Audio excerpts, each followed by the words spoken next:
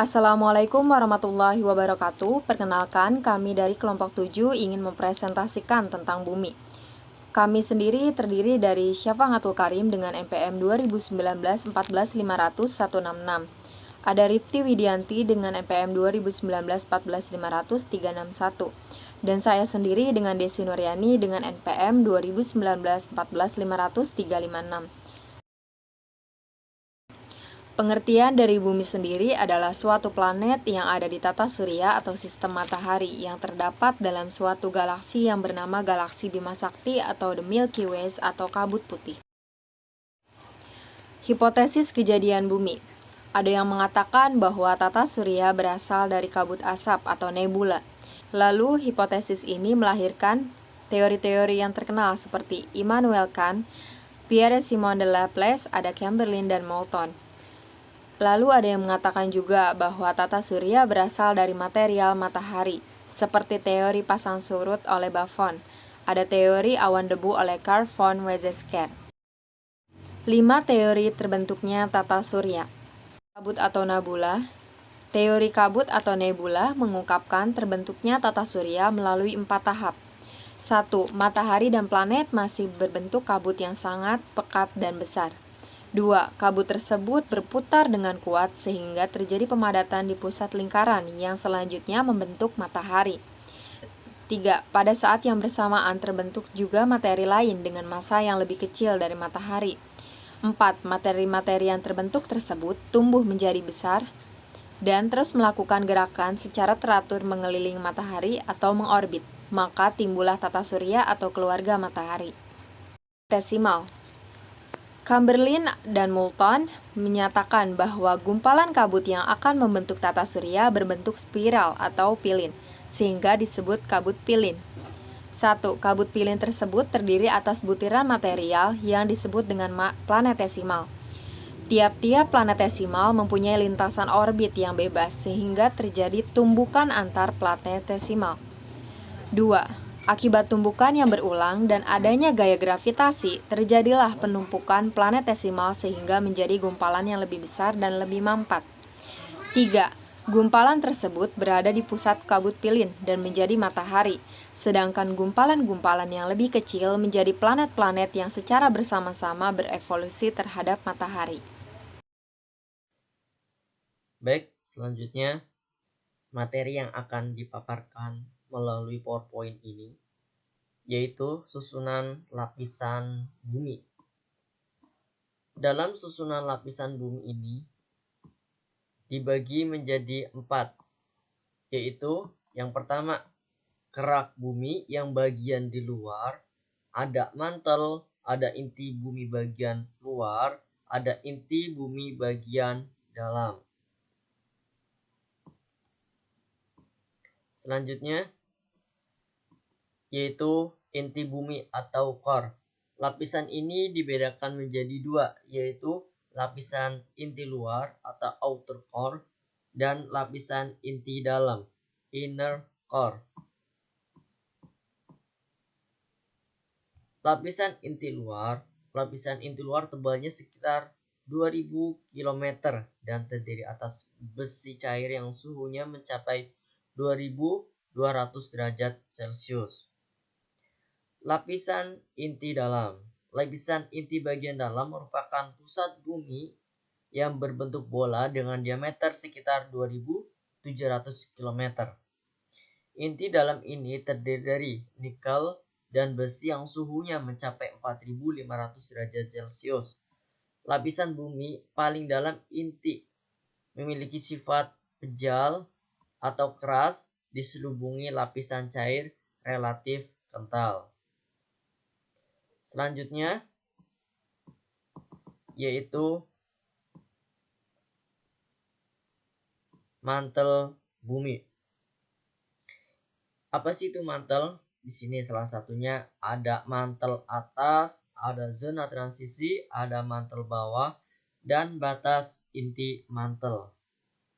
Selimut bumi terdiri dari campuran berbagai bahan yang memiliki baik cair, padat, dan gas. Dengan suhu yang tinggi, suhu ini bagian bawah selimut bumi mencapai 3000 derajat Celcius. Mantel atau selimut bumi ini membungkus inti bumi, yaitu komposisi kaya dengan magnesium. Mantel bumi terdiri atas dua, yaitu mantel atas yang memiliki sifat plastis hingga simplastis dengan kedalaman sampai 400 km. Yang kedua, mantel bawah memiliki sifat padat dengan kedalaman hingga 2.900 km. Selanjutnya yaitu kerak bumi atau crust. Tebal lapisan kerak bumi mencapai 70 km dan merupakan lapisan batuan yang terdiri dari batu-batuan dan masam. Lapisan menjadi tempat tinggal bagi seluruh makhluk hidup. Lapisan gerak bumi dan bagian di bawahnya hingga kedalaman 100 km dinamakan litosfer. Selanjutnya, sini akan dipaparkan yaitu materi, ada atmosfer, hidrosfer, dan litosfer.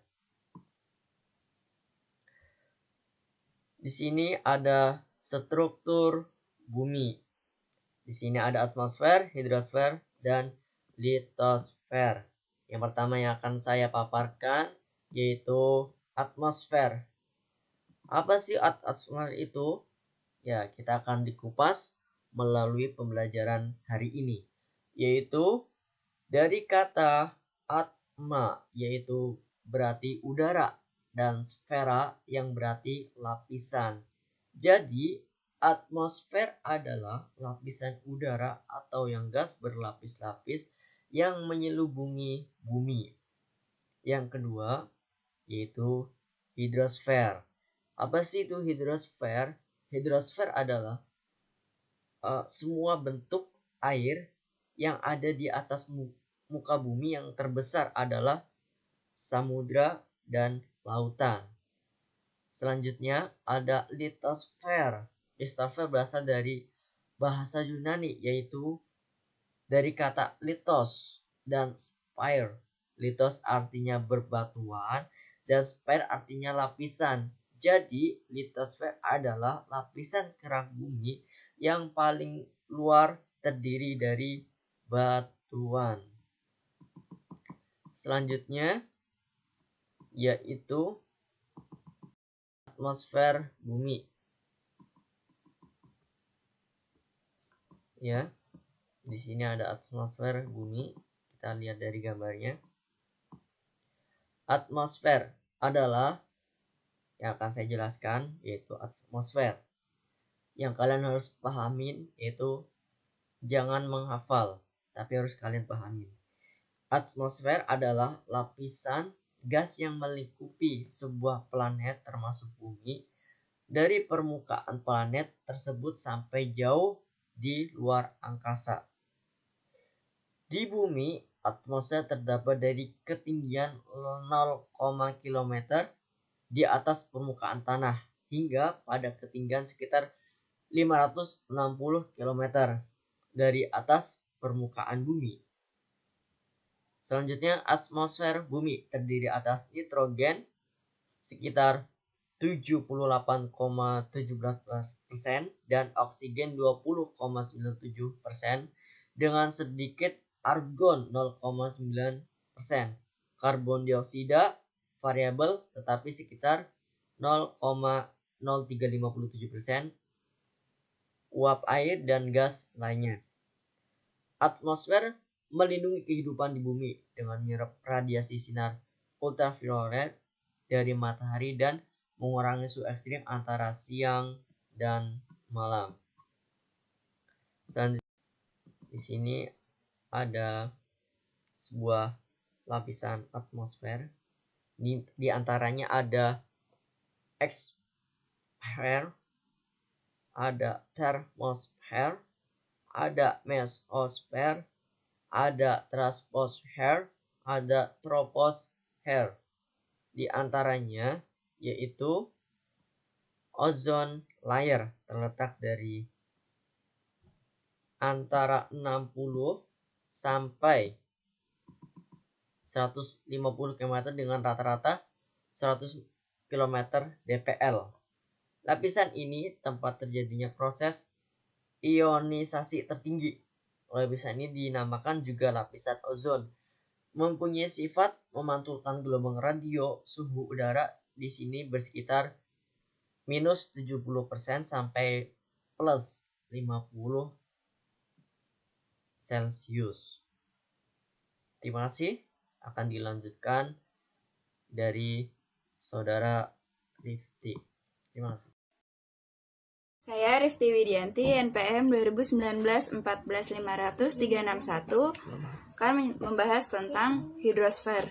Hidrosfer adalah lapisan air yang ada di permukaan bumi. Kata hidrosfer berasal dari bahasa Inggris, yaitu hidrosfer, hydro yang berarti air, dan sphere yang berarti bulatan atau lingkup. Jadi, hidrosfer merupakan lapisan air yang menyelimuti bumi. Hidrosfer itu di permukaan bumi meliputi danau, sungai, laut, lautan, salju atau gletser air, air tanah, dan uap air yang terdapat di lapisan udara. Selanjutnya ada siklus hidrologi. Siklus hidrologi. Siklus hidrologi dibedakan menjadi 3, yaitu siklus pendek, siklus sedang, dan siklus panjang. Siklus pendek itu air laut terkena panas matahari, menguap menjadi gas sehingga mengalami kondensasi sebelum sampai ke daratan dan membentuk awan sehingga terjadi hujan di permukaan laut. Siklus pendek ini berlangsungnya tuh sangat pendek ya. Bahkan dia awannya belum sampai jalan ke permukaan, dia udah turun hujan lagi di laut. Lalu ada siklus sedang. Siklus sedang itu uap air yang berasal dari lautan ditiup oleh angin menuju ke daratan. Di daratan, uap air membentuk awan yang akhirnya jatuh sebagai hujan. Lalu air hujan tersebut mengalir melalui sungai-sungai, selokan, dan sebagainya hingga kembali lagi ke laut. Ini seperti siklus hidrologi yang saya jelaskan tadi sebelumnya. Lalu ada siklus panjang. Siklus panjang ini uap air menguap, ditiup oleh angin ke daratan. Lalu adanya pendinginan yang mencapai titik beku pada ketinggian tertentu, membuat terbentuknya awan yang mengandung kristal es. Awan tersebut menurunkan hujan es atau salju di pegunungan. Di permukaan bumi, es mengalir dan dalam bentuk gletser masuk ke sungai dan selanjutnya kembali ke lautan. Siklus panjang ini biasanya terjadi di daerah pegunungan tinggi yang sangat dingin seperti di pegunungan Himalaya. Air akan membentuk es menjadi kristal salju, lalu mencair, lalu sama seperti siklus yang sebelumnya akan menyerap permukaan tanah, lalu mengalir melalui sungai dan kembali lagi ke laut. Perairan di daratan. Perairan di daratan tergolong sebagai perairan tawar, yaitu semua perairan yang melintasi daratan. Air di daratan meliputi air tanah dan air permukaan. Air tanah dibagi menjadi 2, ada air tanah dangkal dan air tanah dalam. Dan air permukaan adalah wadah air yang terdapat di permukaan bumi. Bentuk air permukaan meliputi sungai, danau, rawa. Lalu ada litosfer. Litosfer berasal dari kata Yunani litos yang berarti berbatu dan sfer yang berarti padat. Jadi litosfer itu bisa diartikan menjadi batu-batuan padat yang ada di kerak bumi. Litosfer terpecah menjadi beberapa lempeng tektonik yang mengakibatkan terjadinya gerak benua akibat konveksi yang terjadi dalam astenosfer. Ada 2 tipe litosfer. Yang pertama ada litosfer samudra yang berada di dasar samudra, dan ada litosfer benua yang berhubungan dengan kerak benua. Litosfer samudra ini dia biasanya kalau bergerak itu akan mengakibatkan tsunami karena pergeseran di lempeng dan akan mengakibatkan tsunami. Kalau litosfer benua, dia berhubungan dengan kerak benua. Biasanya lempeng ini terus bergerak dan dia biasanya mengakibatkan gempa-gempa yang ada di daratan. Material pembentuk litosfer. Yang pertama ada batuan beku. Adalah batuan yang terbentuk dari magma pijar yang membeku menjadi padat. Sekitar 80% material batuan yang menyusun batuan kerak bumi adalah batuan beku. Berdasarkan tempat terbentuknya magma beku, Batuan beku dibagi menjadi 3 macam. Yang pertama ada batuan beku dalam, batuan beku gang atau korok, dan batuan beku luar. Yang kedua ada batuan sedimen, merupakan batuan mineral yang telah terbentuk di permukaan bumi yang mengalami pelapukan. Bagian-bagian yang lepas dari hasil pelapukan tersebut terlepas dan ditransportasikan oleh aliran air, angin, maupun oleh gletser, yang kemudian mengendap dan terjadi proses diagenesis yang mengakibatkan endapan tersebut mengeras dan menjadi batuan sedimen. Yang ketiga ada batuan malihan atau metamorf, terjadi karena penambahan suhu atau penambahan tekanan yang tinggi dan terjadi secara bersamaan pada batuan sedimen. Jadi ketiga batuan tadi merupakan material pembentuk litosfer yang utama. Dan masih ada batuan-batuan yang lain. Lalu cuaca. Cuaca adalah keadaan udara pada saat tertentu dan di wilayah tertentu yang relatif sempit dan pada jangka waktu yang singkat. Ada 3 unsur utama dari cuaca, yaitu sinar matahari, angin, dan air. Perubahan cuaca merupakan salah satu yang dapat menyebabkan dampak negatif bagi aktivitas yang ada dalam kehidupan sehari-hari. Beberapa faktor terjadinya perubahan cuaca tersebut tidak lain karena faktor alam yang terjadi secara alami dan akibat adanya aktivitas manusia yang terus-menerus. Faktor-faktor perubahan cuaca diantaranya ada suhu udara, tekanan udara, angin, kelembapan udara dan awan, dan juga hujan. Ada beberapa cuaca yang terbentuk di bumi. Ada cuaca cerah, biasanya langit tuh biru, cuma ada awan sedikit-sedikit. Lalu ada cuaca panas, ini biasanya awannya nggak ada, biasanya matahari itu bersinar sangat terang dan sangat panas. Lalu ada cuaca berawan, ini didominasi oleh awan-awan yang banyak. Lalu ada cuaca sejuk, cuaca hujan, ya berarti turun hujan, dan cuaca berangin. Yang ini relatif anginnya banyak angin. Dampak dari adanya perubahan cuaca diantaranya pengaruh langsung yang dirasakan di bumi sebagai akibat radiasi matahari adalah adanya perbedaan suhu udara di berbagai tempat. Lalu ada perbedaan tekanan udara di berbagai wilayah di muka bumi, mengakibatkan terjadinya gerakan massa udara dari daerah bertekanan tinggi ke daerah yang bertekanan rendah. Lalu dapat menyebabkan penurunan pada kondisi akibat manusia akibat menerima efek dari perubahan cuaca yang tidak menentu. Lalu dapat menyebabkan penyakit bagi manusia dan menurunnya kualitas bagi sektor pertanian dan lain-lain. Terima kasih. Sekian presentasi dari kelompok kami. Wassalamualaikum warahmatullahi wabarakatuh.